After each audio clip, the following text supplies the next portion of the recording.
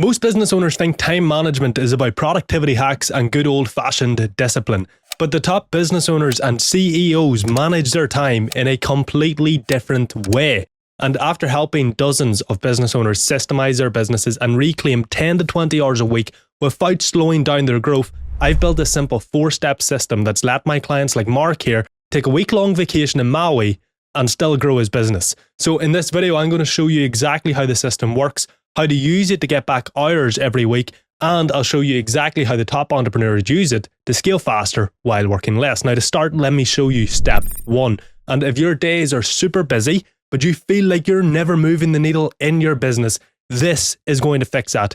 And to explain it, I want you to think of your time like capital in an investment portfolio. If you want to make the most money possible from your investments, you don't just, invest your money randomly across random assets and hope for the bloody best. No, you look at the ROI, return on investment, of each asset and invest based on what will give you the highest ROI.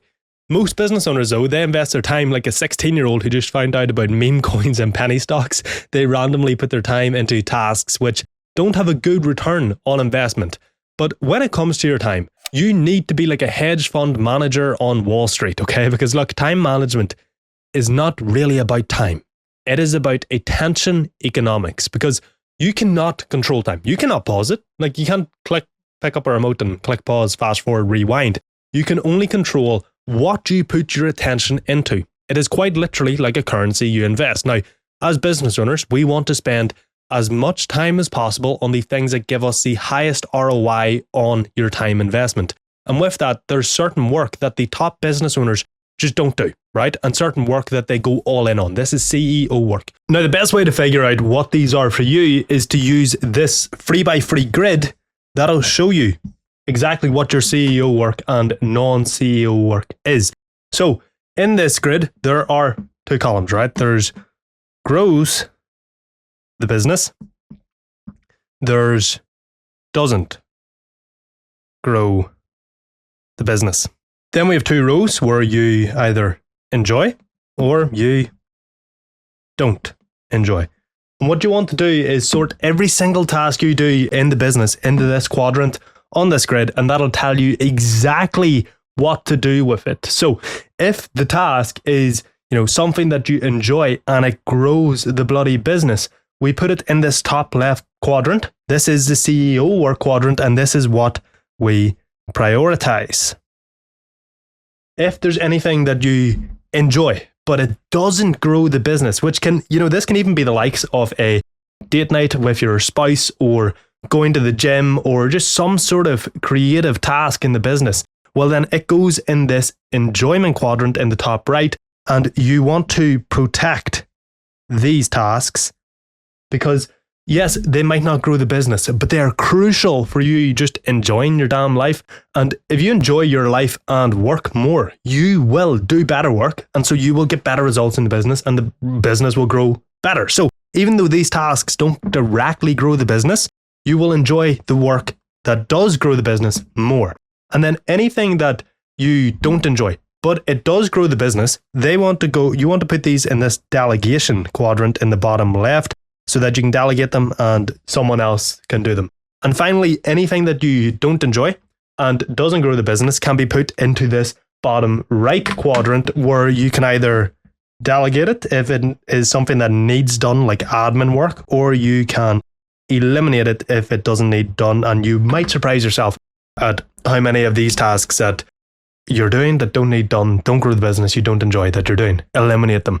Now, it is also worth noting that you can delegate anything in the CEO and enjoyment quadrants as well if you choose to. Once you do this, it's so incredibly clear what your CEO work is. The few things, and I mean few, there will literally be probably 1 to 3, maybe 5, but likely 1 to 3 tasks in that CEO quadrant that you should focus on, that you should go all in on, that will give you a great ROI on your time investment, but it'll also show you what's a low investment on your time and that you should delegate. But when most business owners try to do less of this low ROI work by delegating, they actually don't do less work. They just do different work because they delegate the wrong way. So let me show you step 2 of this system that will fix that.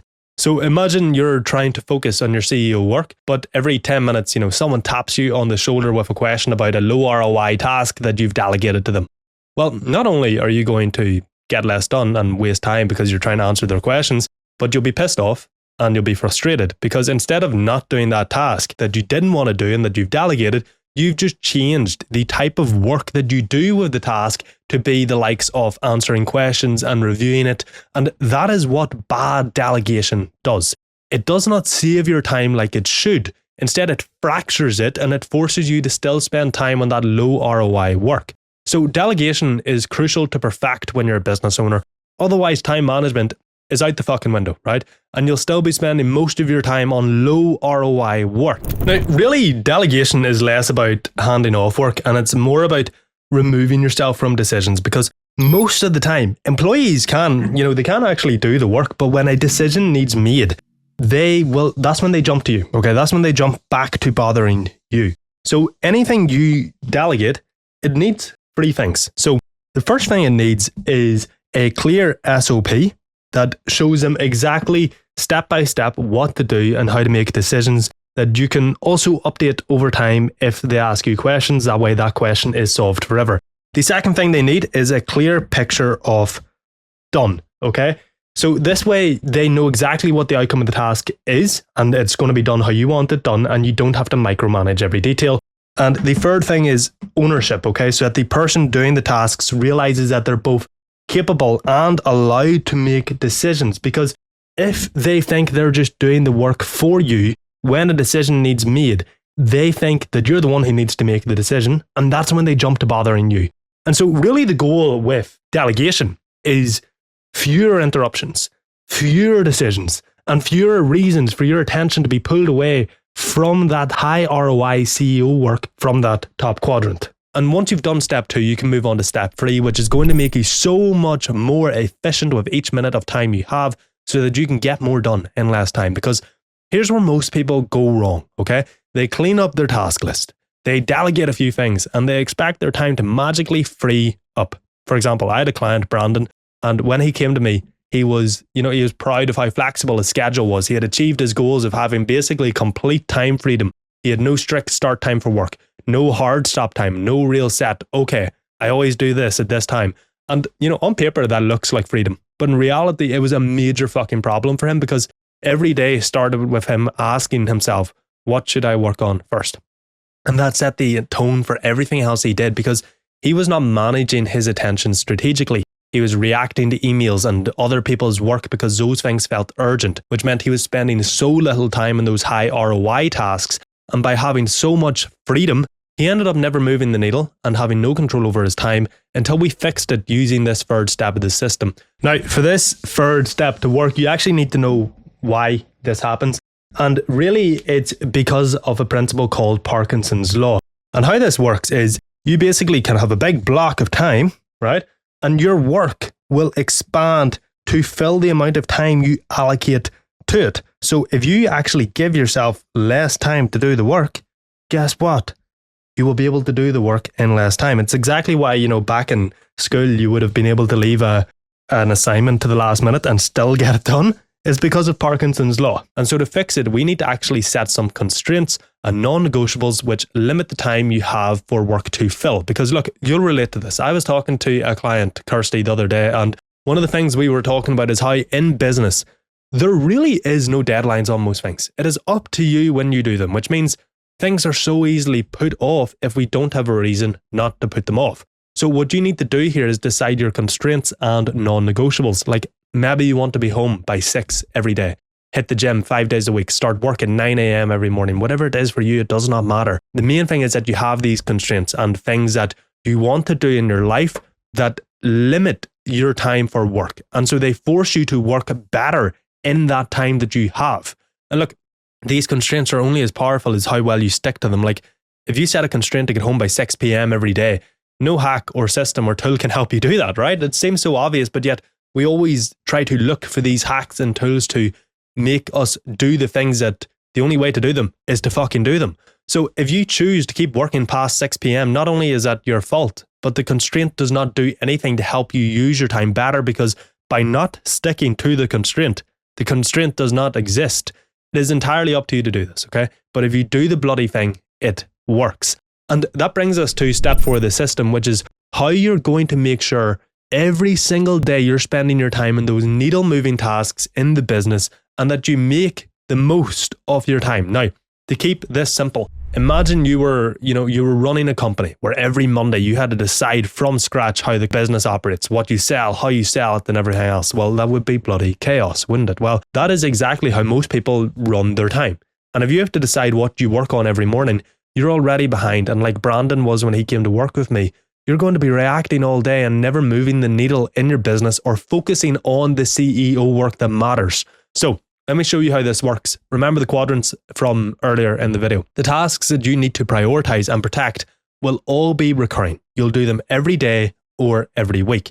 And that means you can essentially set some constraints and structure your week around those tasks. The way you do this is you create what we call in the Mastery OS your standard week, where you take each of those tasks, you assign them to a specific day of the week, and some tasks will be done daily, some once a week, some whenever you want. And there's ways to optimize this with the likes of batching, but the main thing is you decide, okay, I always create content on Wednesdays, or I work on client fulfillment every day. You decide when you do what. And all of a sudden, rather than starting every single day with a question, what do I do today? You can plan your days the night before by looking at your standard week and seeing what tasks need done tomorrow. This way you're already ahead and you can start each day strategically, because those tasks you're planning your day around, well, they're your high ROI tasks that move the fucking needle. And the best way to make this even more powerful is, see, when you're planning your day, you need to choose one of your tasks as your MIT, your most important task that'll move the business forward the most. And then you schedule to do it first and you plan your day around it. Because we always have that one task each day that we know we need to get done, and that's really important for the business. But it's so easy to put it off because it's hard. And look, I know a lot of people don't like the idea of scheduling their day, but how can you expect to guarantee you get all the work you have to do done, or that you'll spend time in the hard work that actually grows the business, if you don't schedule your day? Like, you have to make so many more decisions. You're so much more likely to get distracted and react to pointless things that are low ROI if you don't schedule to do it. I have a rule in Mastery OS that I give to all my clients. It's, if you want something done, schedule to fucking do it. Okay, it's that simple. And if you want to manage your time like a CEO, then guess what? You need to schedule your day. This way you can guarantee time for your MIT, you can guarantee time for the rest of your tasks you have to prioritize and protect from your standard week, and so that you can also meet your constraints. Look, I've worked with so many high-level business owners. So trust me, if you're sitting there thinking, I don't have enough time and I have too much to do, and you don't schedule your days, that's your own damn fault. Audit your tasks, delegate what is low ROI, set constraints, and then schedule your day. You'll have all the time you need because you're making strategic decisions around how you spend your time. And look, this is especially true if you have kids or a family. Okay, that is not an excuse for not doing this. It is the reason you need to do this. All my clients have kids, right? Oh, well, almost all of them. And they swear by this system. So use it. And of course, a huge part of this time management system hinges on you not spending time on low ROI tasks by delegating them. So click this video on screen now, and I'll show you how to delegate so your business runs itself.